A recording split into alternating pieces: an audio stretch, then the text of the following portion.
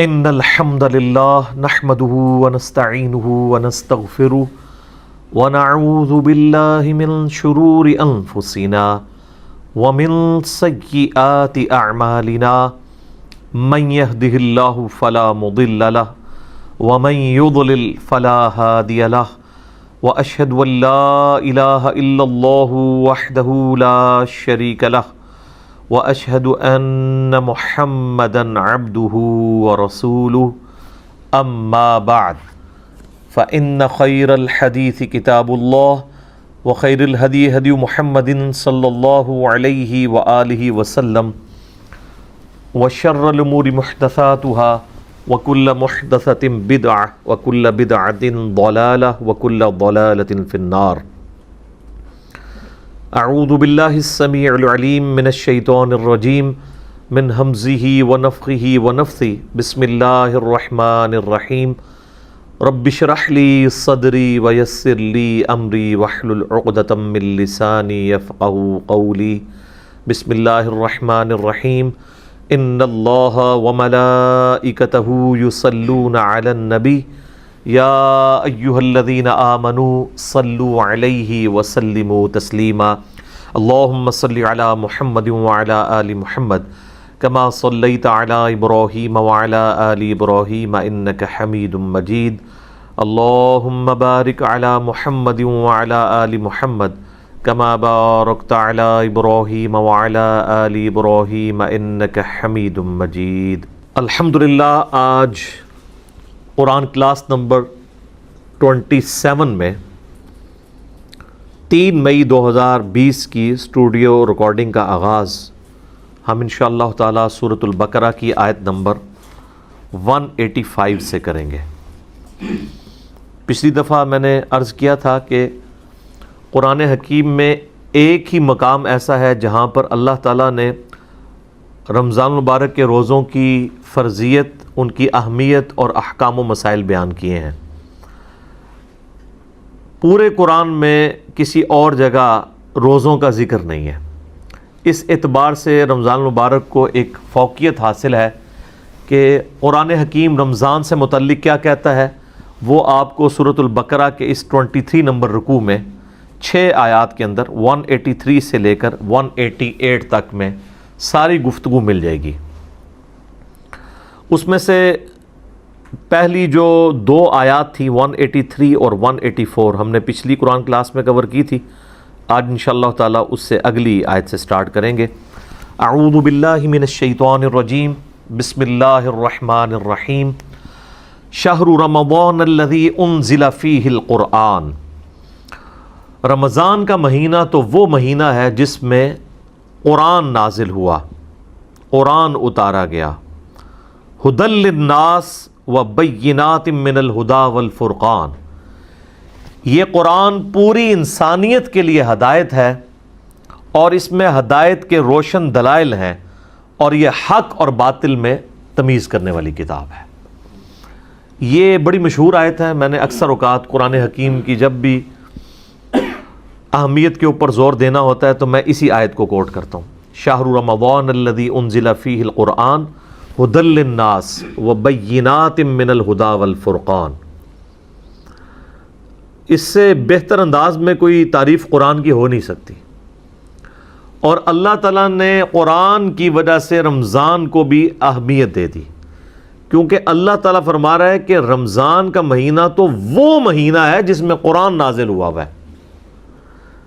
یہ یوں نہیں آیا کہ قرآن وہ کتاب ہے جو کہ رمضان میں نازل ہوئی ہوئی ہے، پھر اس میں پرائرٹی کس کی ہو جاتی؟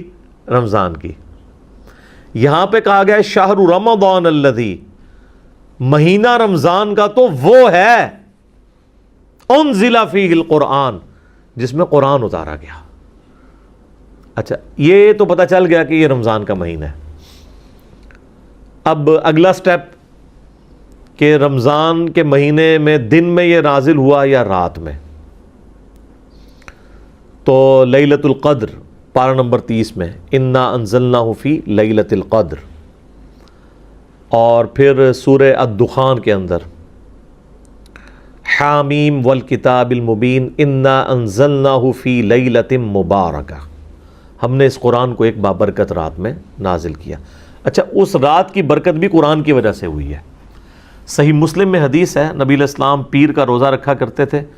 پوچھا کہ آپ کیوں رکھتے ہیں؟ فرمایا فیہ ولدت وفیہ انزل علیہ، اس دن میں اس دن میں پیدا ہوا اور اس دن مجھ پر پہلی وحی نازل ہوئی۔ اچھا، اب ہم عموماً جب اردو لنگوسٹک میں دن کی بات کر رہے ہوتے ہیں تو ہم فرق کرتے ہیں، دن ایک پورے 24 گھنٹے کے دن کو بھی دن کہا جاتا ہے، اور اگر آپ لیل اور نہار کا فرق کریں یعنی ڈے اور نائٹ کا، تو ان معنوں میں تو 12 گھنٹے کا دن اور 12 گھنٹے کی رات۔ نبی علیہ السلام جو یہ پیر کے دن کی بات کر رہے ہیں تو پیر کے دن سے مراد آپ پیر کا پورا دن لے رہے ہیں، اور پیر کا پورا دن ہوگا اتوار والے دن مغرب سے لے کر پیر کی مغرب تک۔ تو چونکہ یہ اتوار اور سوموار کی درمیانی رات یعنی پیر والی رات نازل ہوا، تو ظاہر ہے کہ پیر کی جب رات ہے تو اس سے آگے پیر کا دن ہی آتا ہے، تو نبی علیہ السلام اس مبارک دن میں روزہ رکھا کرتے تھے، اس اعتبار سے کہ قرآن نازل ہوا، اور اس اعتبار سے بھی کہ نبی علیہ السلام کی پیدائش کا دن بھی پیر کا دن ہے۔ تو یہاں پر اللہ تعالیٰ فرما رہا ہے کہ اس مہینے میں قرآن نازل ہوا ہے، یہ اس مہینے کی فضیلت ہے، اور قرآن جو ہے وہ پوری انسانیت کے لیے ہدایت ہے، یہ کسی ایک طبقے کے لیے نہیں ہے بلکہ پوری انسانیت کے لیے۔ لہٰذا اب اس سے یہ بات پتہ چل گئی جو قرآن کے شروع میں آیا ہدی للمتقین، اس سے مراد صرف اہل ایمان نہیں ہے بلکہ ہر وہ شخص متقی ہے جو یہ تصور کر کے ڈر جائے کہ مجھے میری مرضی کے بغیر کسی نے پیدا کیا ہے، وہ میرے ساتھ کچھ بھی کر سکتا ہے، تو اس شخص کے لیے قرآن میں ہدایت ہے۔ جو اس فزیکل ورلڈ سے باہر بھی کوئی عقیدہ رکھتا ہے کہ یہ سب کچھ جو ہو رہا ہے کسی کے کرنے سے ہو رہا ہے، اور جس کا یہ عقیدہ نہیں ہے اس کے لیے قرآن میں کوئی ہدایت نہیں ہے۔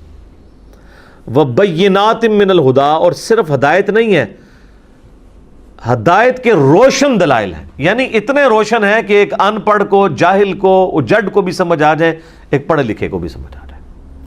آپ دیکھ لیں صحابہ کرام میں تو گنتی کے لوگ تھے جو لکھنا پڑھنا جانتے تھے، چونکہ یہ ان کی زبان میں نازل ہوئی تھی کتاب، اس لیے جب وہ نبی علیہ السلام سے زبانی سنتے تھے نا تو وہ اٹریکٹ ہوتے تھے اس کتاب کی طرف، حالانکہ وہ کہیں سے پڑھ نہیں رہے ہوتے تھے، خود لکھنا پڑھنا تو وہ لوگ جانتے ہی نہیں تھے، ان کی اپنی زبان تھی، ٹرانسلیشن کرنے کی ضرورت نہیں تھی۔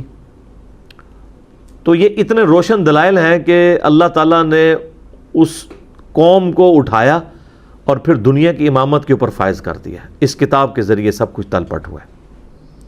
فالفرقان، اور یہ حق اور باطل میں تمیز کرنے والی کتاب ہے۔ نبی علیہ السلام کے لیے بھی یہ لفظ استعمال ہوا ہے صحیح بخاری کے اندر، محمد فرق بین الناس، دو فرشتے آپس میں گفتگو کرتے ہوئے نبی علیہ السلام یعنی وہ اس کو روایت کر رہے ہیں، ایک فرشتہ دوسرے سے کہتا ہے کہ یہ محمد وہ ہے جو حق اور باطل میں تمیز کرنے والی شخصیت ہے۔ تو قرآن بھی الفرقان ہے، اور سراپا قرآن مجسم، یعنی قرآن اگر جسم کی حالت میں آتا تو نبی علیہ السلام کی مبارک ذات ہے، جو صحیح مسلم میں حدیث ہے، سیدہ عائشہ سے پوچھا گیا کہ نبی علیہ السلام کے اخلاق کیسے تھے؟ اخلاق سے مراد آپ کے شمائل، آپ کی کردار، آپ کی صفات، آپ کا اوڑھنا بچھونا، آپ کس طرح کے انسان تھے؟ تو انہوں نے کہا قرآن نہیں پڑھتے ہو؟ قرآن ہی نبی علیہ السلام کا اخلاق تھا، یعنی قرآن کو جو مطلوب انسان ہے نا، اگر پرفیکٹ فارم میں کوئی موجود ہے روئے ارض کے اوپر تو محمد رسول اللہ صلی اللہ علیہ وآلہ وسلم کی مبارک ذات ہے۔ تو ہم اسی لیے آپ کو قرآن مجسم کہتے ہیں کہ قرآن اگر انسانی شکل میں آتا، کوئی جسم اڈاپٹ کر کے، تو نبی علیہ السلام اس کی پریکٹیکل مثال ہے۔ خیر اس پہ تو اب بہت کچھ بولا جا سکتا ہے، میں اسی کے اوپر اکتفا کرتا ہوں۔ فَمَنْ شَهِدَ مِنْكُمُ الشَّهْرَ، تو جو کوئی تم میں سے اس مہینے کو پائے، فَلْيَصُمْ، تو اسے چاہیے کہ وہ رمضان کے مہینے کے روزے رکھے۔ اچھا اب یہ جو الفاظ ہیں نا، جو کوئی اس مہینے کو پائے، یعنی جس کی زندگی میں یہ مہینہ آ جائے، جب بھی یہ مہینہ آئے گا اس نے روزے رکھنے ہوں گے۔ اس سے بعض لوگوں نے یہ بھی رزلٹ نکالا کہ اگر کسی کی زندگی میں رمضان کا مہینہ نہ آئے تو اس پہ رمضان کے روزے فرض نہیں ہیں۔ تو اب کوئی ایسا بھی ہو سکتا ہے جس کی زندگی میں رمضان کا مہینہ نہ آئے. وہ کہتے ہیں جی جن جگہوں پر چاند کا حساب کتاب کرنا مشکل ہے, دن رات کی کوئی تفریق نہیں ہے, نارتھ پول کے اوپر ساؤتھ پول کے اوپر 6 مہینے کا دن 6 مہینے کی رات ہوتی ہے, تو وہاں پر تو رمضان آتا ہی نہیں ہے. تو لہٰذا وہاں پر اگر کوئی لوگ آباد ہوں تو ان کے اوپر رمضان کا مہینہ کے روزے فرض نہیں ہوں گے. ایک اعتبار سے تو یہ بات ٹھیک ہے. یہ یعنی باقاعدہ فقہ حنفی والوں نے بحث سے کی ہے. فقہ حنفی سے مراد آج کل کے جو جدید علماء ہیں. پرانے لوگوں کو تو یہ پتہ ہی نہیں تھا کہ یہ قطبین بھی کوئی چیز ہے, نہ اس زمانے میں کوئی علم غیب ہوتا تھا.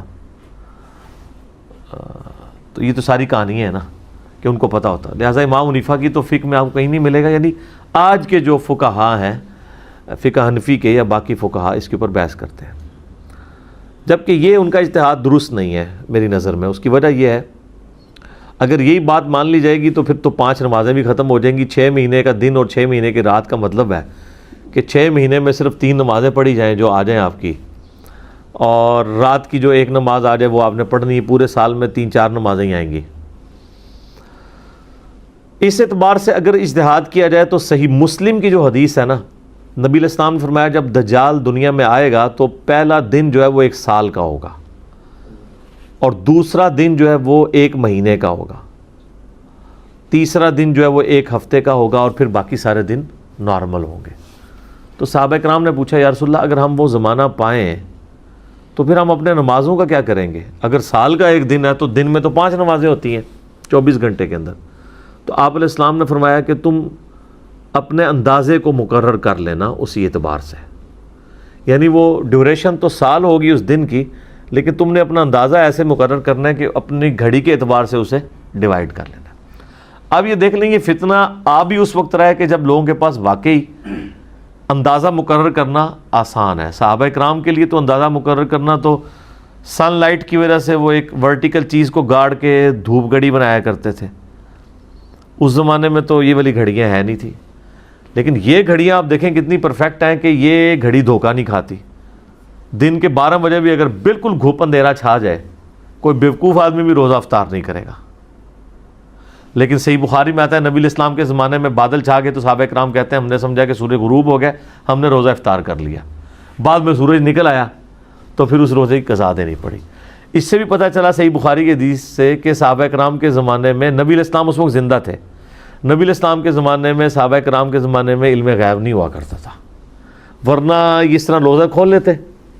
یہ تو کہتے ہیں نا وہ جی صحابی کے قدموں کی خاک جو ہے نا وہ کسی گھوڑے کے نتنے میں بیٹھے نا تو ایک ولی اس کو نہیں پہنچ سکتا. تو تھوڑے ولی تھے پتہ نہیں کہ کچھ دس دینے سب کہانیاں نے. تو وہ روزے کی قضا بھی دینی پڑی صحابہ کرام کو. تو اب مجھے بتائیں اگر اس زمانے میں یہ والی گھڑی ہوتی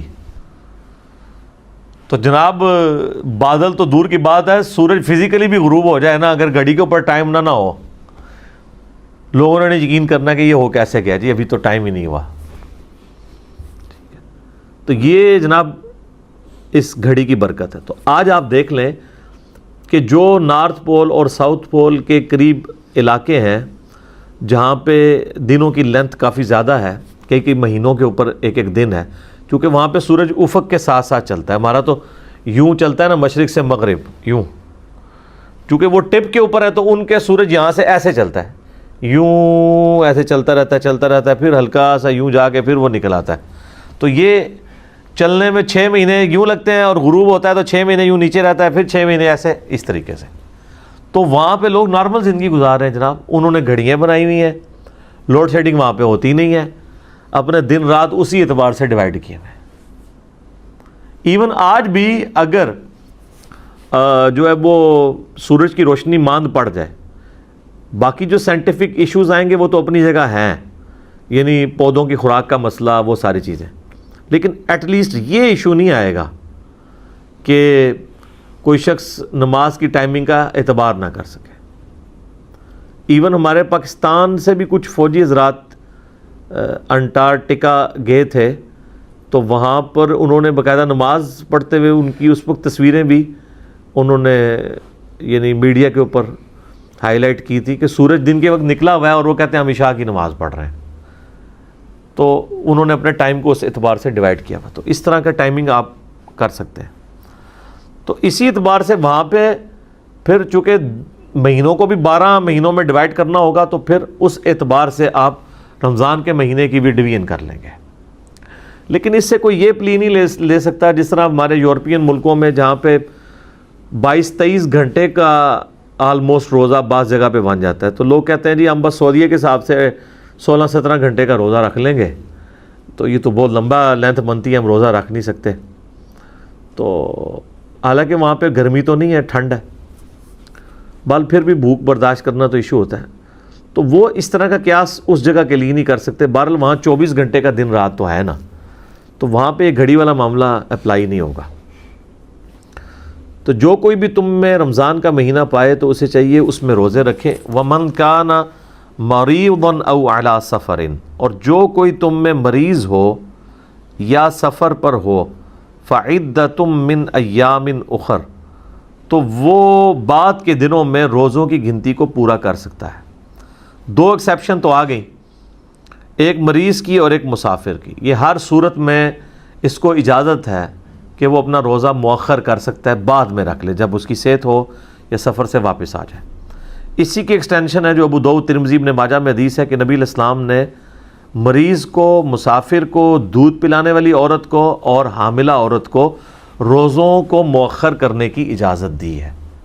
مؤخر کرنے کی, چھوڑنے کی نہیں.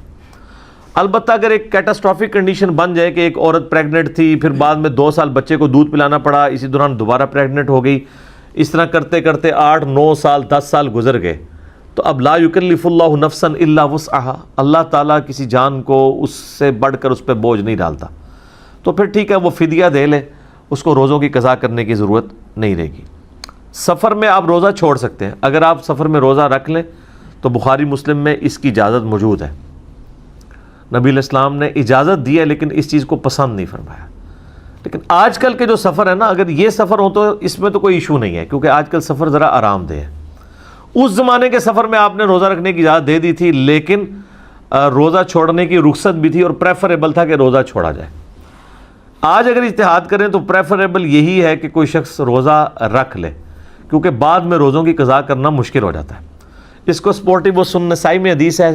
اما عائشہ کہتی ہیں ایک سفر میں تھی تو نبی علیہ السلام نے نماز قصر پڑھی اور میں نے پوری پڑھ لی. نبی علیہ السلام نے روزہ چھوڑ دیا اور میں نے روزہ رکھ لیا. تو بعد میں کہیں میں نے حضور سے ذکر کیا تو آپ نے فرمایا صلی اللہ علیہ وآلہ وسلم کہ احسنتی یا عائشہ, عائشہ تو نے اچھا کام کیا اور مجھ پہ بھی کوئی ملامت نہیں ہے.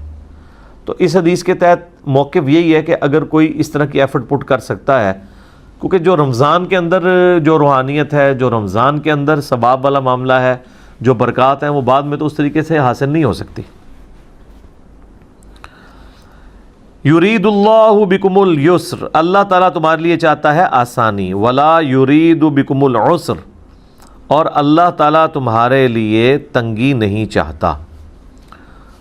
یعنی یہ آسانی ہے کہ سفر میں اور مریض آدمی چھوڑ دے. بعض لوگ اتنے سخت مریض ہوتے ہیں اس کے باوجود کہتے ہیں جی میں نے روزہ نہیں چھوڑنا, اور وہ اس کو کوئی نیکی سمجھ کے بیان کر رہے ہوتے ہیں. بخار ہے, اب جیسے شوگر کے مریض ہیں, پرماننٹلی ان کے ساتھ ایک چیز اٹیچ ہے, ان کے لیے روزہ رکھنا مشکل ہو جاتا ہے. اچھا, اس میں ایک ایکسیپشن ہے. بعض اوقات شوگر کے مریضوں کے ساتھ ایسا ہوتا ہے کہ کسی دن ان کو تو پیاس تنگ نہیں کرتی, کسی دن تنگ کرتی ہے. تو اس کے لیے پھر اجتہاد یہی ہوگا کہ وہ روزہ رکھ لیں, جس دن ان کا روزہ نبھ جائے نبھا لیں, اور جس دن ان کو توڑنا پڑ جائے تو وہ توڑ لیں. کیونکہ بخاری مسلم حدیث ہے, صحابہ کرام کہتے ہیں جب ہم لوگ فتح مکہ کے لیے روانہ ہوئے تو رمضان کا مہینہ تھا, تو ہم نے روزہ سفر میں بھی رکھا ہوا تھا, لیکن عصر کے وقت بری حالت ہو گئی صحابہ کرام کی. تو نبی علیہ السلام نے اعلانیہ پانی کا پیالہ منگوا کے نا روزہ توڑا سب کے سامنے, اپنا روزہ سب سے پہلے. پھر آپ صلی اللہ علیہ وآلہ وسلم کا یہ عمل دیکھ کے صحابہ کرام نے بھی اپنے اپنے روزے توڑ دیے. تو بعض اصحاب کی خبر حضور تک پہنچی کہ انہوں نے روزہ نہیں توڑا, تو آپ نے فرمایا یہ لوگ نافرمان ہیں جنہوں نے روزہ نہیں توڑا, کیونکہ ظاہر جہاد کے لیے, قتال کے لیے جا رہے تھے, اگر یہیں پہ الٹے پڑے ہوتے آگے جا کے انہوں نے کیا لڑنا تھا. تو اس سے یہ بات پتہ چلی کہ اگر کسی نے روزہ رکھا ہوا ہے اور اس دوران اس سے یہ اندازہ ہو جاتا ہے کہ میں روزہ اپنا نہیں چلا سکوں گا, تو وہ روزہ توڑ بھی سکتا ہے, اور اس کا توڑنے کا اس کے اوپر کوئی گناہ نہیں ہوگا, بلکہ ایک روزے کی قضا دینی ہوگی, کفارہ کوئی نہیں ہوگا. یہ فرق سمجھ لیں, قضا یہ ہوتی ہے کہ روزے کے بدلے ایک روزہ. نفلی پہ تو سب کا اجماع ہے کہ نفلی تو جان بوجھ کے توڑیں یا جس طرح بھی توڑیں, اس کے بدلے ایک روزہ ہے. فرض روزے کے بارے میں یہ اختلاف پایا جاتا ہے, کیونکہ بخاری مسلم میں حدیث ہے, ایک صحابی نے اپنی بیوی کے ساتھ ازدواجی تعلق کر کے قائم کر کے اپنا روزہ توڑ لیا. نبی علیہ السلام کے پاس حاضر ہوا, آپ نے فرمایا کہ بھئی وہ جو کفارہ ہے وہی ادا کرو, 60 مسکینوں کو کھانا کھلاؤ, ٹھیک ہے, ایک غلام آزاد کرو, غلام نہیں آزاد کر سکتے, 60 مسکینوں کو کھانا کھلاؤ یا 60 روزے رکھو. اس نے کہا جی میں تو اس میں سے کچھ بھی نہیں کر سکتا. تو نبی علیہ السلام نے فرمایا تم بیٹھ جاؤ. اتنے میں ایک شخص آیا حضور علیہ السلام کو, اس نے ایک کھجور کا ٹوکرا گفٹ کیا. تو آپ نے فرمایا وہ روزہ توڑنے والا کدھر گیا؟ ان کا یا رسول اللہ میں حاضر. کہا کہ وہ تو غلام بھی نہیں آزاد کر سکتا اور 60 روزے بھی نہیں رکھ سکتا, 60 مسکینوں کو بھی نہیں کھلا سکتا, تو یہ ٹوکرا لے جا کے مدینہ کے غریبوں میں بانٹ دے, تیرا کفارہ ادا ہو جائے گا. اچھا, یہ خصوصیت صرف نبی علیہ السلام نے اس شخص کے لیے دی ہے, یہ حکم عام نہیں ہوتا اس طرح کی کوئی چیز کہ اس کو کوئی بندہ ایز اے رول پیش کر دے. یاد رکھیے گا کہ اسلام کے جو قوانین ہیں وہ محکم دلائل سے اخذ کیے جاتے ہیں. یہ نہیں ہوتا کہ آپ جو ہے کسی ایک شاذ سے واقعے کو پکڑ کے تو پوری ڈاکٹرن بدل دیں.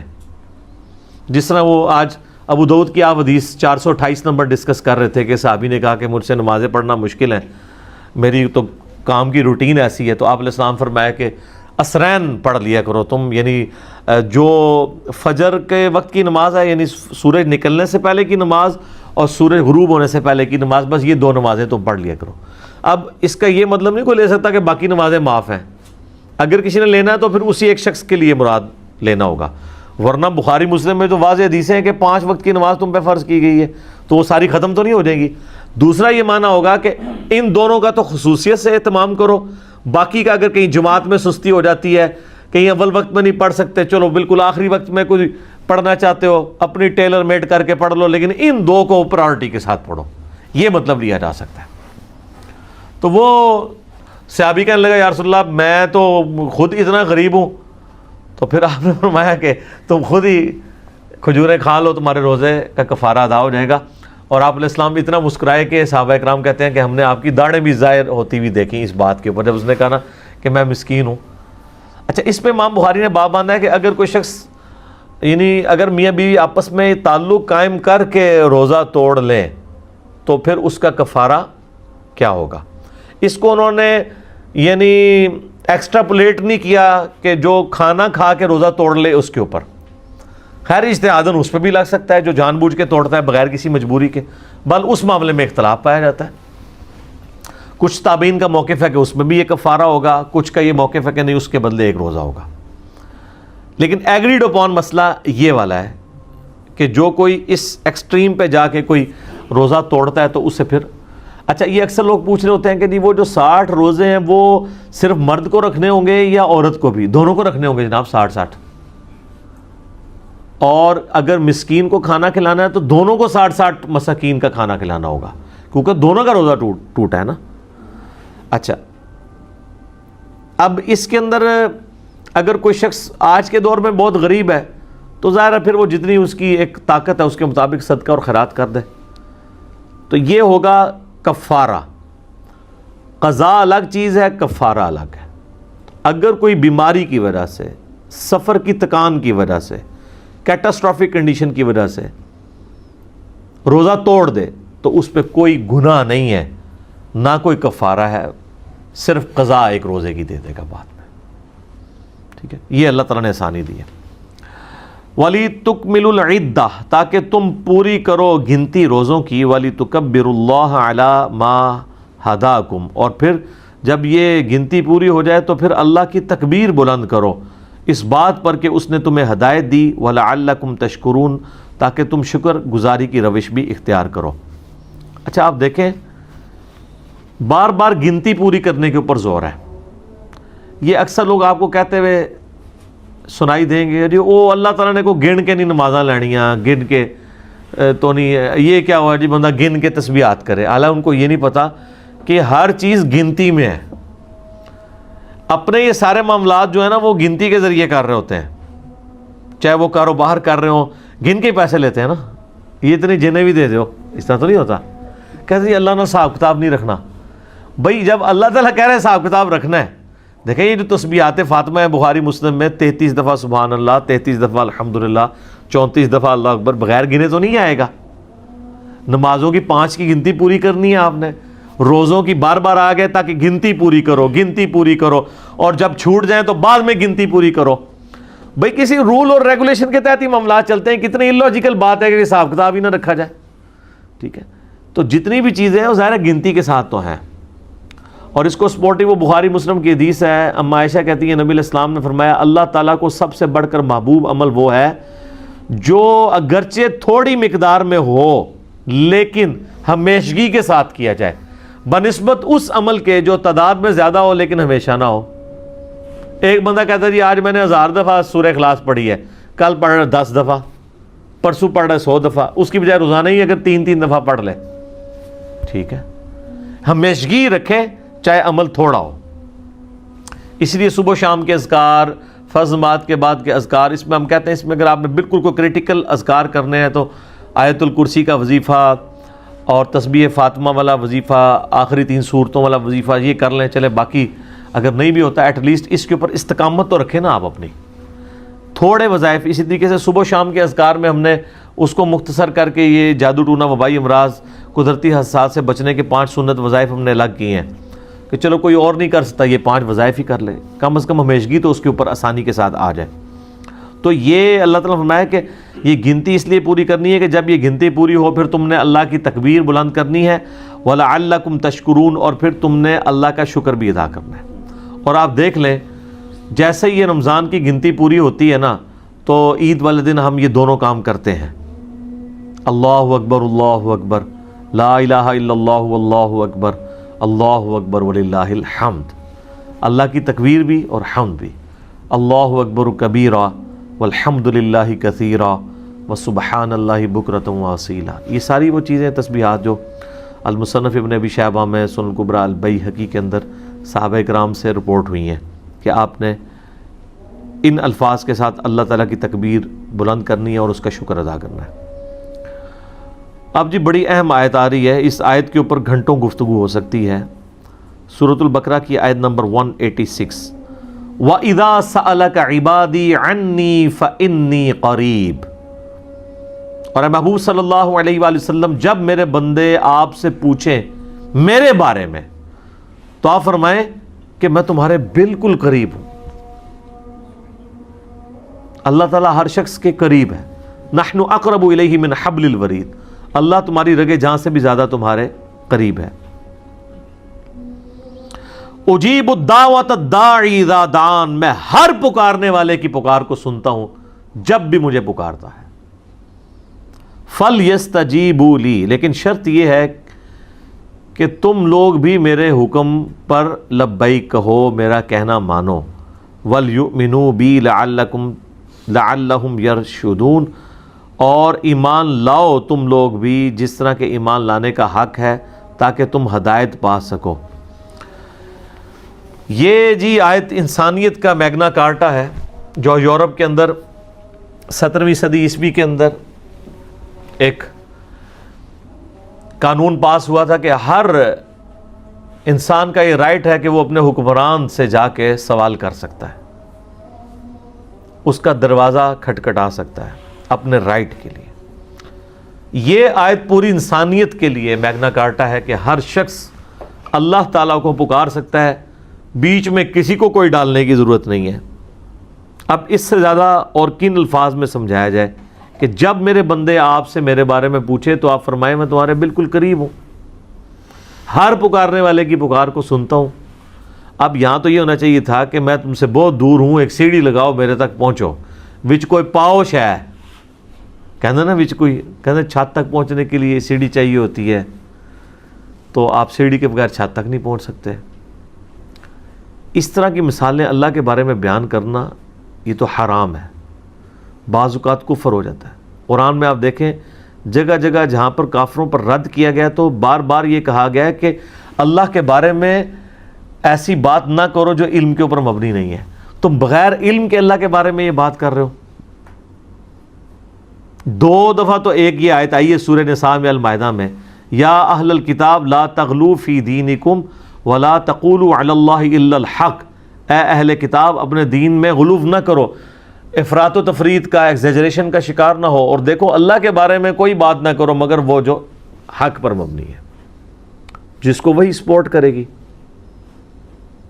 اور پھر آپ سورہ حج کے اندر سورۃ المومنون میں دیکھیں، جہاں کہیں بھی اللہ تعالیٰ کافروں کی بد عقیدگی کا ذکر کرتا ہے تو یہی کہتا ہے کہ یہ لوگ بغیر علم کے اللہ کے اوپر ایسی چیزیں ڈال دیتے ہیں، یا اللہ پر ایسی باتیں کر رہے ہیں جس کے بارے میں ان کو علم ہی نہیں ہے کہ یہ اللہ کی شان ہی نہیں ہے۔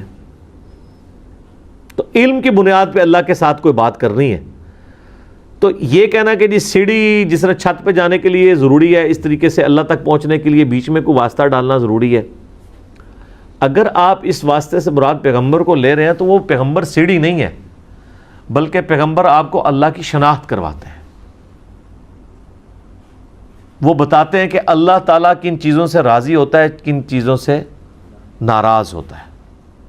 وہ یہ نہیں کہتے کہ آپ ہمیں پوجنا شروع کر دو، وہ کہتے ہیں ہم جو تمہیں سکھا رہے ہیں نا اس طریقے سے اللہ کی طرف رجوع لاؤ۔ اور وہ ہمیشہ یہ کہتے ہیں کہ ہم یہ جو تمہیں سکھا رہے ہیں یہ ہم خود تو سکھا ہی نہیں رہے، ہمیں اللہ نے سکھایا۔ تو پیغمبر تو پھر اللہ کے احکامات کو سمجھانے کے لیے دنیا میں آتے ہیں، وہ سیڑھی نہیں ہوتے اس اعتبار سے، وسیلہ ہوتے ہیں تو اس اعتبار سے کہ اللہ کے احکامات ہم تک پہنچاتے ہیں، اس اعتبار سے نہیں کہ ان کی عبادت کرنی شروع کر دی جائے، جیسا کہ کرسچنز نے عیسیٰ علیہ السلام کے بارے میں کرنا شروع کر دیا۔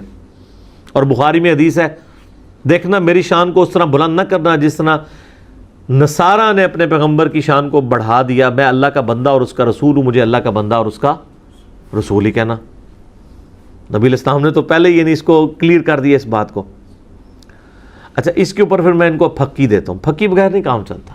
جو کہنا جی چھت تک جانے کے لیے سیڑھی چاہیے، دیکھیں جی اس کے بغیر چھت تک نہیں پہنچ سکتے، تو پہلے تو ان کو لاجیکل یہ بات کریں کہ اللہ تعالیٰ تو چھت پہ ہے نہیں، وہ تو کہتا ہے میں تمہارے اشارت سے بھی زیادہ تمہارے قریب ہوں، تو اس کے لیے تو کہیں جانا ہی نہیں پڑتا، وہ تو کہہ رہا ہے میں تمہارے بالکل قریب ہوں، تو چھت بیچ میں کہاں ڈال دیا، یہ چھت تو بہت دور ہے، یہ تو لاجیکل بات ہے۔ پھر بھی نہ سمجھ آئے تو ان کو کہیں کہ دیکھیں اگر آپ نے دنیاوی مثالیں دینی ہے تو مجھے یہ بتائیں، اگر کسی جج کی عدالت میں 100 جھوٹے گواہ پیش ہو جائیں، پرہیزگار قسم کے داڑھیوں پکڑیوں والے، اور کسی شخص کے اوپر جھوٹی گواہی دے دیں کہ یہ قاتل ہے، تو جج کو تو نہیں پتا کہ یہ جھوٹے ہیں، کیونکہ جج نے تو شواہد کی بنیاد پہ فیصلہ کرنا ہے، اس کو اللہ کی طرف سے حکم بھی یہی ہے کہ فتویٰ ظاہر پہ لگنا ہے، تو یقیناً جج اس کو پھانسی دے دے گا۔ مجھے آپ یہ بتائیے کہ اگر اللہ تعالیٰ جو قیامت کے دن کا جج ہے، اس کے سامنے زمین و آسمان کی ساری مخلوقات مل کے، سارے فرشتے مل کے، سارے پیغمبر مل کے، یہ for the sake of argument میں کہہ رہا ہوں، نعوذ باللہ ایسا نہیں کہ ایسا ہوگا، جھوٹی گواہی دے دیں کہ یا اللہ یہ تو بہت بڑا مجرم تھا دنیا میں، اس نے نیکی کی کوئی ایک رتی بھی نہیں کی ہے، اور وہ ایسا نہ ہو، تو مجھے بتائیں کیا اللہ تعالیٰ ان ساری مخلوقات کی گواہی اس شخص کے خلاف قبول کر لے گا؟ تو اس کا مطلب اللہ کے لیے تو مثال ہی نہیں بیان ہو سکتی، کتنی بڑی پکی ہے۔ اے جناب جیلن شریف ہی تیار ہوندی ہے، ادھر وہ خود بھی مانیں گے، ان کو کہ نہیں آپ اسی اصول میں آئے نا سیڑھی والے میں، کہ جج کو تو چاہیے کہ وہ فیصلہ کرے شواہد کی بنیاد پہ، تو اللہ کو بھی چاہیے کہ شواہد کی بنیاد پہ فیصلہ کر دے۔ کہیں گے نہیں اللہ کے لیے تو ایسی مثال بیان ہی نہیں کی جا سکتی۔ تو سر یہ جو آپ وسیلے اور بیچ میں سیڑھیاں اور پتہ نہیں کیا کچھ بنا رہے ہیں، تو یہ مثال اب آپ کیسے بیان کر سکتے ہیں اللہ کے لیے؟ اور یہ آیت تو کتنی واضح ہے کہ میرے بندے جب تم سے میرے بارے میں پوچھیں۔ ڈاکٹر اسرار صاحب رحمہ اللہ نے ایک بہت بڑا ٹروتھ ریویل کیا ہے اس آیت کے حوالے سے۔ وہ کہتے ہیں کہ رمضان کے مہینے کے اوپر ڈسکشن ہو رہی ہے مسلسل 6 آیات، اور اچانک سینٹر میں یہ آیت آ گئی ہے۔ تو تو یقیناً اس کا تعلق رمضان کے ساتھ ہے، کیونکہ اس سے پہلے بھی رمضان ڈسکس ہو رہا ہے، اس کے بعد بھی رمضان، اور کوئی تان ٹوٹی بھی نہیں ہے۔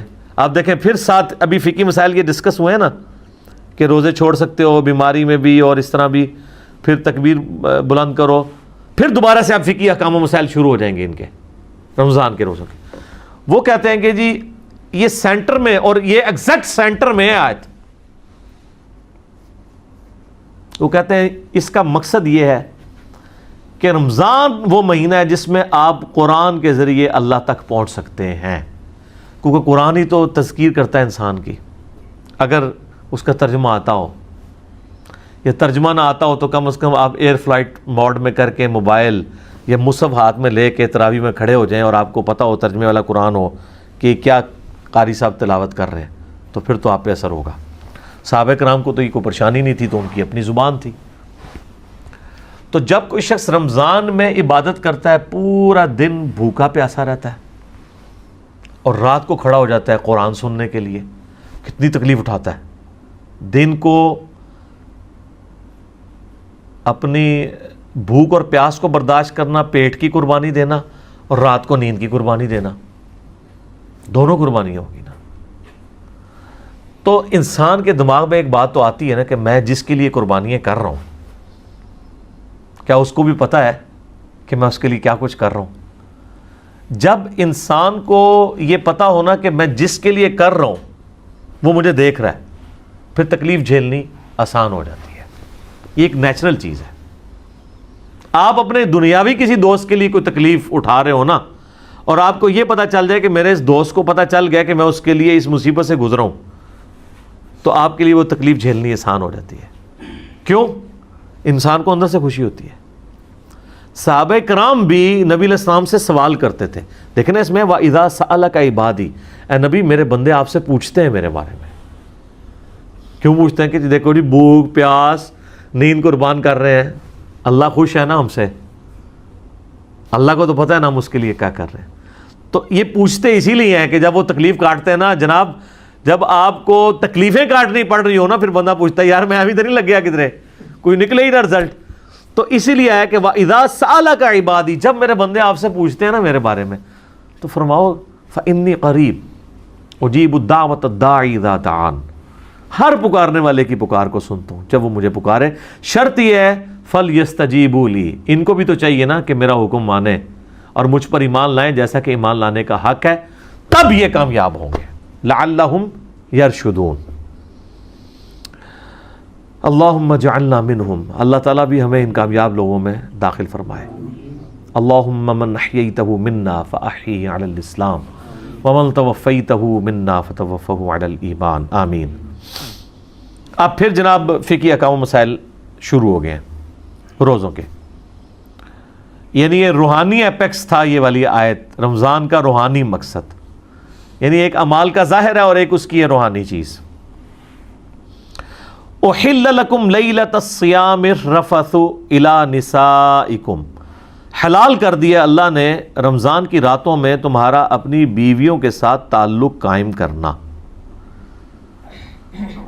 ہن لباس لکم، وہ تمہارا لباس ہیں، وانتم لباس لہن، اور تم ان کا لباس ہو۔ علم اللہ انکم کنتم تختانون انفسکم، اللہ خوب جانتا ہے، اللہ نے یہ چیز جانی، آبزرو کی۔ یہاں جاننا آبزرو کرنے کے معنوں میں، جانتا تو وہ پہلے سے ہی ہے، اس نے یہ آبزرو کیا۔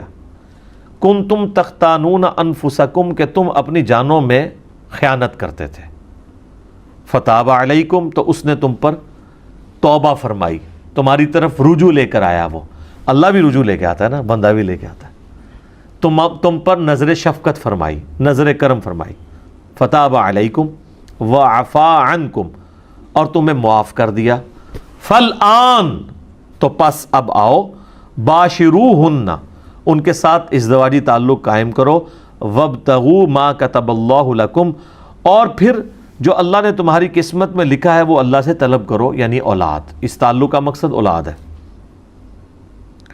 اس آیت کے کانٹیکسٹ میں صحیح بخاری میں موجود ہے کہ روزہ تو آپ کو پتہ دن کے وقت ہوتا ہے، لیکن صحابہ کرام اجتہاد کرتے تھے کہ وہ رمضان کے پورے مہینے میں وہ یہ سمجھتے تھے کہ ہمیں اب اپنی بیویوں سے الگ ہونا ہے، کیونکہ جب پیٹ کی قربانی دی جا رہی ہے، نیند کی قربانی دی جا رہی ہے، تو وہ سمجھتے تھے یہ بھی ایک قربانی ہے، روزے کی حالت میں تو آئی ہے، ظاہر ہے روزہ تو ٹوٹ جائے گا، تو لیکن رات کے وقت تو روزہ نہیں ہوتا، تو وہ یہ سمجھتے تھے کہ نہیں، رمضان چونکہ ہے ہی قربانی کا مہینہ ہے تو پھر رات میں بھی ہمیں بیویوں کے قریب نہیں جانا چاہیے۔ جبکہ بعض صحابہ ایسے تھے وہ کہتے تھے کہ اب تو افطار ہو چکا ہے، تو اب لہٰذا اس کے اوپر وہ حکم تو نہیں ہوگا، دن کے وقت تو ظاہر ہے کہ روزہ ٹوٹ جائے گا، لیکن اب تو وہ حکم نہیں ہوگا، تو وہ اپنی بیویوں کے ساتھ تعلق بھی قائم کرتے تھے، لیکن اندر ان کو گلٹ بھی فیل ہوتا تھا۔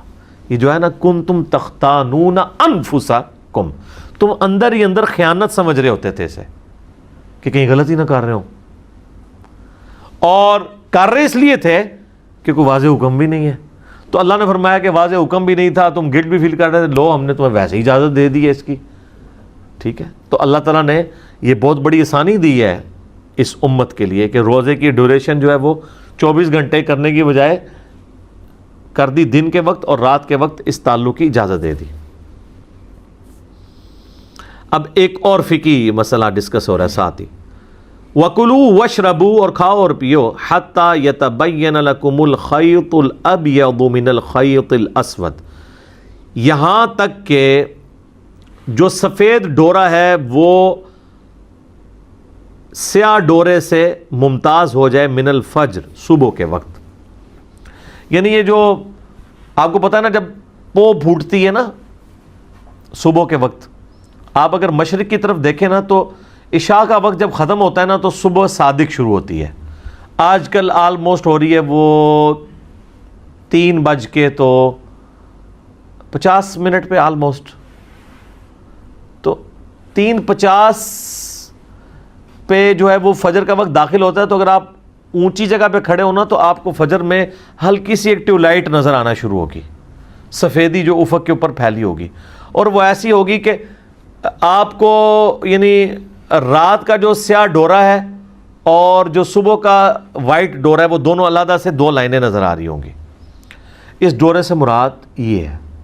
لیکن اب چونکہ یہ ظاہری الفاظ ہیں، تو سیدنا عدی ابن حاتم کے بارے میں بخاری مسلم دونوں میں آتا ہے، انہوں نے اپنے سرانے ایک کالا اور سفید دھاگا رکھا ہوا تھا، تو وہ دیکھتے رہتے تھے کہ جب سفید اور کالے کا دونوں کا رنگ علیحدہ علیحدہ نظر آنا شروع ہو گیا نا، بغیر کوئی چیز لائٹ یا کوئی دیا جلائے بغیر، یعنی دن کی روشنی اتنی ہو گئی، تو اس وقت تک وہ کھاتے رہتے تھے۔ نبی علیہ السلام تک بات پہنچی تو آپ نے فرمایا تیرا تکیہ بہت بڑا ہے جس کے نیچے آسمان کے سیاہ اور سفید ڈورے آ جاتے ہیں، اس سے مراد تو وہ آسمان کے سفید اور سیاہ ڈورے۔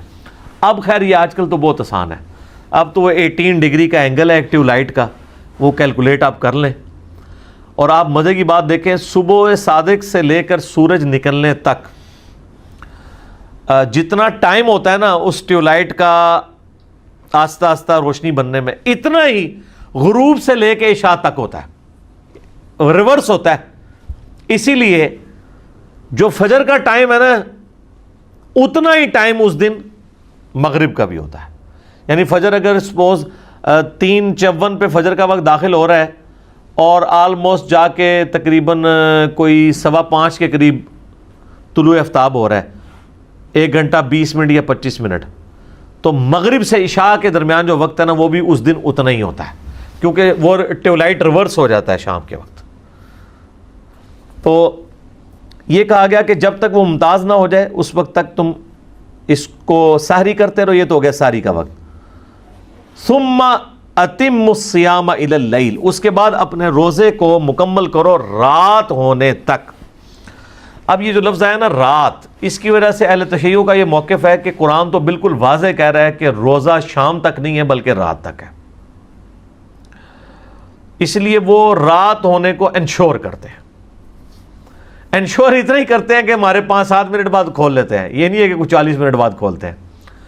تو اگر وہ رات کا معنی وہی لینا چاہتے ہیں تو رات تو ان کے روزے کی افطاری کے وقت بھی کوئی نہیں ہوئی ہوتی، اگر رات کی سیاہی مراد لی جائے، کیونکہ آپ کو پتہ ہے کہ مغرب کی اذانوں سے 30-40 منٹ تک آلموسٹ روشنی موجود ہوتی ہے سورج کے شفق کے غائب ہونے کے بعد سے لے کے۔ اس میں میرا یوٹیوب پہ ایک کلپ ہے سنی شیعہ کے افطار کے ٹائم کے اوپر اختلاف، میں نے اس پہ ساری احادیث بیان کی، آلموسٹ آدھے گھنٹے کی وہ ویڈیو ہے، وہ آپ دیکھ لیں۔ بہرحال شیعہ علماء سے بھی جب ڈسکشن ہوئی ہے وہ کہتے ہیں نہیں اب چونکہ اب ٹائم ٹیبل بن چکے ہیں، اگر ٹائم میں سورج کا غروب ہونا کنفرم ہو گیا نا تو رات شروع ہوگی، کیونکہ اب رات کی ڈیفینیشن کے لیے آپ کو قرآن و حدیث کی ضرورت نہیں ہے، کیونکہ یہ لٹریچر کا مسئلہ ہے. یہ ڈکشنری آپ کو بتائے گی کہ رات کس وقت شروع ہوتی ہے. قرآن حدیث جب کہہ رہے ہیں نا رات، تو قرآن یہ تو نہیں بتا رہا کہ اتنے ستارے گنے جا سکیں اور اتنے نہ گنے جا سکیں.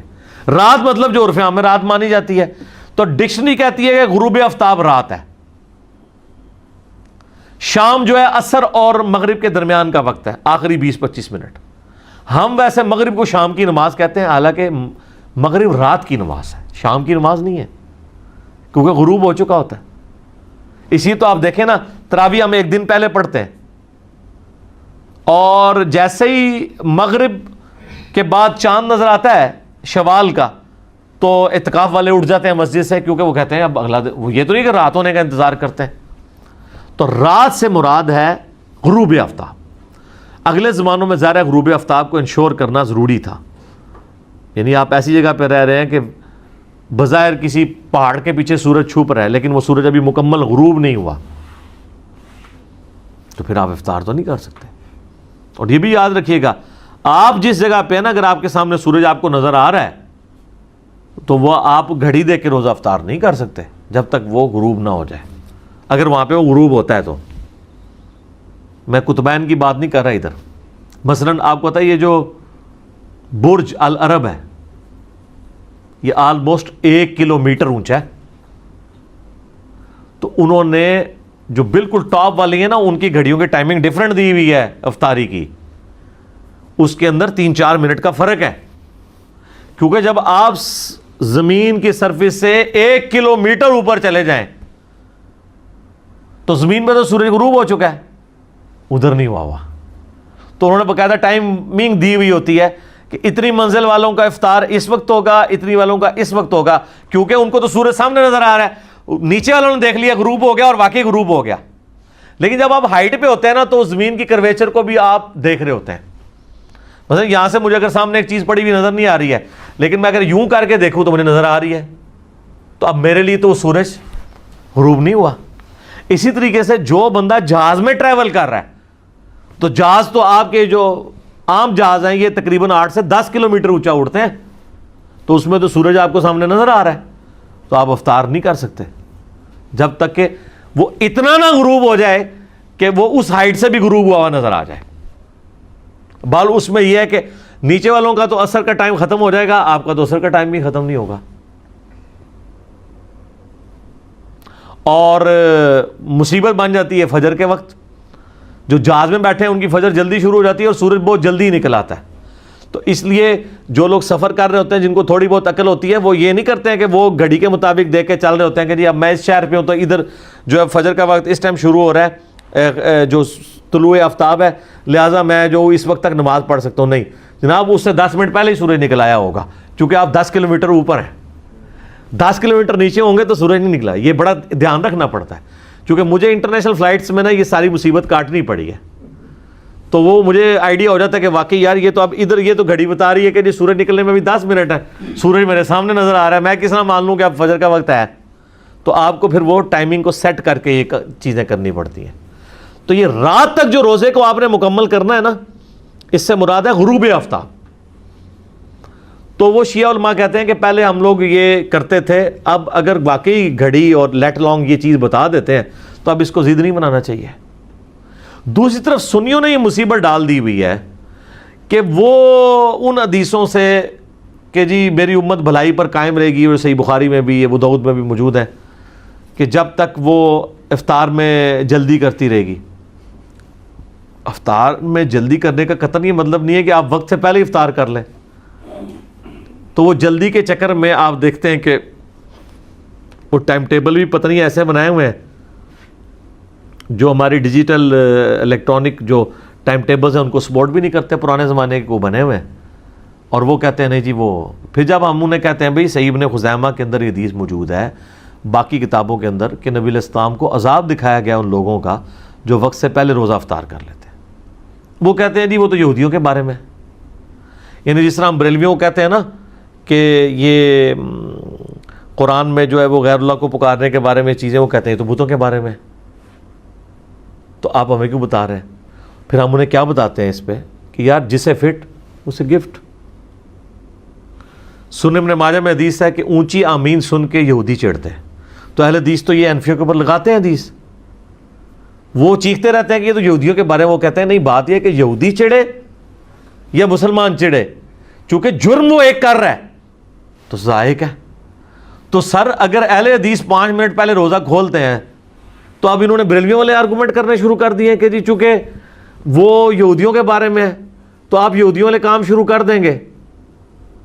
اچھا آپ مجھے یہ بتائیے کہ داڑھی منڈانا ہے کے بارے میں جو ہے کہ یہود و نصارہ کی مخالفت کرو کہ داڑھیاں مڑاتے ہیں، تم نہ داڑھیاں یعنی مڑاؤ، داڑھیاں بڑھاؤ۔ اب اگر کوئی مسلمان داڑھی مڑاتا ہے تو ہم اسے تو کہیں گے نا یہ یہود و نصارہ والا عمل ہے، وہ یہ تو نہیں آگے سے کہہ سکتا یہ تو یہود و نصارہ کے بارے میں، میرے بارے میں تو ہے ہی نہیں ہے۔ ہم اسے کیا کہیں گے؟ یہ عمل ان کے والا ہے، ٹھیک ہے۔ تو یہاں پر بھی روزہ جلدی نہیں افطار ہونا چاہیے۔ ہمارے جرم شہر کے آپ نقشہ اٹھا کے دیکھ لیں، اب ڈیجیٹل واچ انہوں نے لا کے رکھی ہے، وہ ڈیجیٹل واچ بتا رہی ہے ان کے 5-6 منٹ کی افطاری پہلے ہو رہی ہے۔ دارالاسلام پبلیکیشن دنیا میں اہل حدیث کا سب سے بڑا ادارہ ہے، ان کے آپ ٹائمنگز دیکھیں، نماز کی، غروب آفتاب کی دیکھیں، ان کی ٹائمنگ سے بھی فرق ہے۔ تو بہتر یہ ہے کہ آپ گھڑیوں کو اور مسلم پرو کو، اسلام 360 سلاٹ ٹائم، یا سب سے بہتر ہے گوگل میں لکھیں۔ بعض کا ان کے آپس میں بھی 1-2-3 منٹ کے فرق آ جاتے ہیں، وہ اتنے بڑے فرق نہیں ہوتے ہیں۔ اس میں آپ پھر احتیاط کریں کہ سحری میں آپ اس کو فالو کریں جو سب سے پہلے ختم سحری بتا رہا ہے، اور افطار میں آپ اس کو فالو کریں جو سب سے آخر میں افطار کا ٹائم بتا رہا ہے۔ میں تو الحمدللہ افطاری میں بھی آلموسٹ 5 منٹ کی احتیاط کرتا ہوں، اور سحری میں بھی۔ تو یہ جو ہے نا کہ افطار میں جلدی کرنا، مراد یہ ہے کہ کوئی اتنا روزہ لیٹ نہ کر دے کہ وہ 20-25-30 منٹ گزر جائیں، وہ ناپسندیدہ ہے۔ تو اتنا تو کوئی بھی نہیں کر رہا ہوتا، تو یہ شیعہ کے اوپر لگا رہے ہوتے ہیں، یہ لیٹ کر رہے ہوتے ہیں۔ شیعہ کدھر، ہمارے ٹائمنگ میں آلموسٹ، بلکہ جب سے ہم نے لوگوں کو ایجوکیٹ کیا تو آلموسٹ شیعہ کا سنی کا ٹائم ایک جیسا ہی ہے۔ سنی کو 2-3 منٹ آگے چلے جائیں تو شیعہ 2-3 منٹ پیچھے آ جائیں، درمیان میں کنسیسز کر لیں تو آلموسٹ ٹائم وہی ہے۔ یہ میری شیعہ علماء سے باقاعدہ بات ہوئی ہے، میں نے اس ویڈیو میں بھی ریکارڈ کروایا۔ وَلَا تُبَاشِرُوهُنَّ وَأَنْتُمْ عَاكِفُونَ فِي الْمَسَاجِدِ، اور دیکھو اپنی عورتوں کے ساتھ ازدواجی تعلق نہ قائم کرنا جب تم مسجد میں اعتکاف کر رہے ہو۔ یعنی اب یہ نہیں تم پلی لے سکتے کہ چونکہ رمضان کی راتوں میں یہ تعلق قائم کرنا جائز ہے تو مسجد میں بھی جائز ہوگا، کیونکہ اس زمانے میں ظاہر ہے کہ مسجدوں میں ہی عورتوں کے خیمے بھی لگتے تھے۔ تو جب اعتکاف کر رہے ہیں میاں بیوی مسجد کے اندر، تو میاں بیوی اگر ایک خیمے میں مسجد کے اندر اعتکاف کر رہے ہیں، جس طرح آج بھی ارمین میں لوگ اعتکاف جب کرتے ہیں تو اپنی بیویاں ساتھ ہی انہوں نے ٹھہرائی ہوتی ہیں، ٹھیک ہے، کھانا پینا سب کچھ اکٹھا کر رہے ہوتے ہیں، باہر میں یعنی وہ نماز کے لیے علیحدہ کر لیتے ہیں۔ ویسے تو اصولاً ہونا چاہیے کہ خیمے لگنے چاہیے، جب اگر ایک فیملی کا خیمہ لگے گا، خیمہ ہی سنت ہے نا، بخاری مسلم میں آتا ہے امہات المومنین کے خیمے باقاعدہ لگتے تھے مسجد نبوی کے اندر اعتکاف کے لیے۔ اب اگر ایک بندہ اپنی فیملی کے ساتھ کسی مسجد میں اعتکاف کر رہا ہے تو وہ ایک خیمہ لگائے گا جس میں اپنی پوری فیملی لے کے بیٹھے گا، لیکن اب پاکستان میں یا مسلمان ممالک میں یہ ممکن نہیں رہا، ویڈیو کیمرے کے فتنے کی وجہ سے، سیکیورٹی ایشوز کی وجہ سے، ورنہ سنت طریقہ تو یہی ہے۔ تو وہاں پہ کوئی میاں بیوی مسجد میں اپنا یہ تعلق قائم نہیں کر سکتے، ورنہ اعتکاف ٹوٹ جائے گا۔ یہ نہیں کہہ سکتے کہ دن کے وقت تو روزے کے، رات کو تو اجازت دی ہے، تو اللہ نے جو پیچھے اجازت دی ہوئی تھی نا کہ رات کے وقت اپنی بیویوں کے ساتھ تعلق قائم کر سکتے ہو، اس اجازت کو اس شرط کے ساتھ رکھا ہے کہ مسجد میں اعتکاف کرنے والے کو اجازت نہیں ہے۔ یہ بھی ہو سکتا ہے، آپ کو میں نے بتایا نا بخاری مسلم میں حدیث ہے، نبی علیہ السلام تو اپنی بیوی صفیہ کو گھر تک چھوڑنے آئے تھے۔ آپ کوئی زیادہ سیاڑا بنے ہو کہ جی رات کے وقت تو آپ گھر بھی آ سکتے ہیں، کھانا کھانے کے لیے بھی آ سکتے ہیں، بیوی کو چھوڑنے بھی آ سکتے ہیں، تو باقی کوئی جو ہے وہ کوئی اور حقوق پورے کرنے کے لیے بھی پہنچ جائے۔ اگر آپ مسجد میں اعتکاف کر رہے ہیں تو اس کام کے لیے آپ اپنے گھر نہیں آ سکتے، ٹھیک ہے جی، نہ مسجد میں یہ کام کر سکتے ہیں۔ تلک حدود اللہ، یہ اللہ کی حدیں ہیں، ولا تقربوها، اور دیکھنا اس کے قریب بھی مت پھٹکنا۔ لوگ تو کہتے ہیں یار وہ اللہ تعالیٰ اتنی باریکیاں نہیں دیکھتا، تو اللہ تو کہہ رہا ہے قریب بھی نہیں آنا اس کے، اللہ باریک بین ہے، یہ ذہن میں رکھیے گا۔ کذالک یبین اللہ آیاتہ للناس، بالکل اس طریقے سے اللہ تعالیٰ اپنی آیات کھول کھول کر بیان کرتا ہے لوگوں کے لیے، لعلہم یتقون، تاکہ لوگ تقوی کی روش اختیار کریں۔ یعنی دیکھیں کتنی کھول کھول کے بیان کیے ہیں، جتنے فقہی احکام و مسائل ہیں، کوئی اس سے یعنی اللہ تعالیٰ ہمارا کسی کو یہ شائبہ نہ ہے کہ کوئی عجیب و غریب یا کوئی حیا سوز قسم کی باتیں ہو رہی ہیں، یہ اللہ کی حدیں ہیں، اللہ تعالیٰ ان کو بیان کر رہا ہے۔ لیکن یہ بات یاد رکھیے، اللہ تعالیٰ جب بھی سیکس کو ڈسکس کرتا ہے تو کتنے کنٹرول الفاظ میں کر رہا ہے، لمٹ کہیں بھی کراس نہیں ہوتی ہے۔ یعنی جس طرح یہ مطلب ایک جس کو کہتے ہیں نا کھل ڈل کے بات کرنا، اس لیول پہ بھی نہیں جاتی، لیکن میسج بھی کنوے ہو جاتا ہے کنٹرول الفاظ کے ساتھ۔ یہ قرآن کی خوبی ہے۔ اب آخری آیت اس رکوع کی آ رہی ہے جس میں اللہ نے رمضان کے روزے کا جو مقصد بتایا تھا نا تقوی، اس کا لٹمس ٹیسٹ بتا دیا ہے کہ تقوی کا لٹمس ٹیسٹ یہ ہے کہ حرام خوری نہیں کرنی، رزق حلال کمانا ہے۔ وَلَا تَأْكُلُوا أَمْوَالَكُمْ بَيْنَكُمْ بِالْبَاطِلِ، مت کھاؤ ایک دوسرے کا مال آپس میں باطل طریقے سے، وَتُدْلُوا بِهَا إِلَى الْحُكَّامِ، اور اس مال کو ذریعہ نہ بناؤ لوگوں حکمرانوں تک پہنچنے کا، لِتَأْكُلُوا فَرِيقًا مِّنْ أَمْوَالِ النَّاسِ بِالْإِثْمِ، کہ ایک فریق دوسرے کا مال ہڑپ کر دے گناہ کرتے ہوئے، گناہ کے ساتھ، وَأَنْتُمْ تَعْلَمُونَ، جبکہ تم جانتے بھی ہو کہ یہ گناہ کا کام ہے۔ اس میں اسپیسیفکلی حکمرانوں تک، حکمرانوں کو رشوت دے کے کسی کے مال ہڑپ کرنا، کسی کی زمین ہتھیانا، اس کے بارے میں آ رہا ہے کہ اس رشوت کو ذریعہ نہ بناؤ لوگوں کا مال ہڑپ کرنے کے لیے حکمرانوں تک پہنچ کے، کہ حکمرانوں کو کھلا کے عام لوگوں پر ظلم کرو، یہ کام نہیں کرنا۔ بخاری مسلم دونوں میں حدیث ہے، نبی علیہ السلام فرمایا جس نے ایک بالش زمین بھی کسی کی دبائی تو 7 زمینوں کا توق اس کے گلے میں ڈالا جائے گا۔ یہ حدیث سنائی تھی سیدنا سعید ابن زید عشرہ مبشرہ، ان پہ ایک عورت نے الزام لگا دیا اس نے میری زمین ہتھیا لی ہے، تو مروان بن حکم نے بلا لیا، بخاری مسلم میں آتا ہے، وہ چونکہ ادھر گورنر تھا، تو سعید ابن زید نے کہا کہ میں کسی کی زمین ہتھیاؤں گا، جبکہ میں نے اپنے کانوں سے رسول اللہ سے یہ بات سنی تھی جس نے ایک بالش بھی زمین کسی کی ہڑپ کی 7 زمینوں کا توق اس کے اوپر ڈالا جائے گا قیامت والے دن۔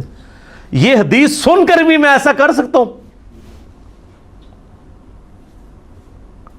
انہوں نے کہا جی آپ جائیں، بس اتنی آپ کی گواہی لینی تھی۔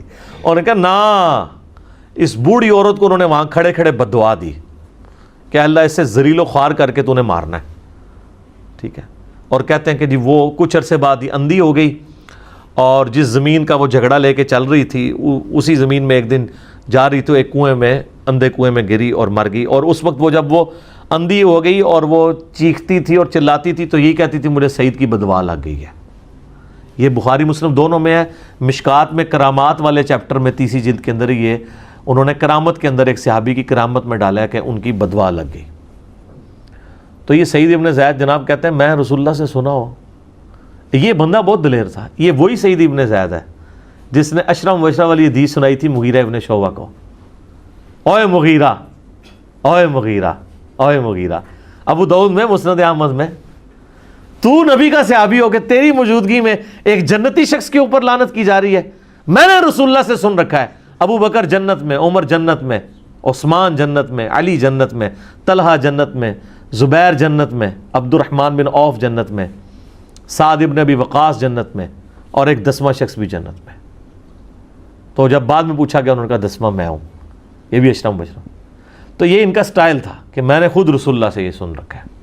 تو مجھے وہ یاد آیا، ادھر بھی انہوں نے کہا کہ میں نے نبی علیہ السلام سے سنا ہے کہ جس نے ایک بالش زمین دبائی۔ اچھا جی، ہمارے لوگ قرآن بھی سنتے رہتے ہیں، حدیث بھی سنتے رہتے ہیں، وہ کہتے ہیں ہوتا ہوگا، ساڑھے نال نہیں ہونا۔ یہی فرق ہے جناب ایک صحابی اور غیر صحابی میں، اس لیے ان کو اتنا اونچا مرتبہ ملا ہے، سمعنا و اطعنا کرنے والے لوگ تھے۔ اللہ تعالیٰ سے دعا ہے جو حق بات میں نے کہی اللہ تعالیٰ ہمارے دلوں میں راسخ فرمائے، اگر جذبات میں میرے منہ سے کوئی غلط بات نکل گئی اللہ تعالیٰ ہمارے دلوں سے معاف کر دے، ہمیں کتاب و سنت کی تعلیمات پر عمل کر کے دوسرے بھائیوں تک پہنچانے کی توفیق عطا فرمائے۔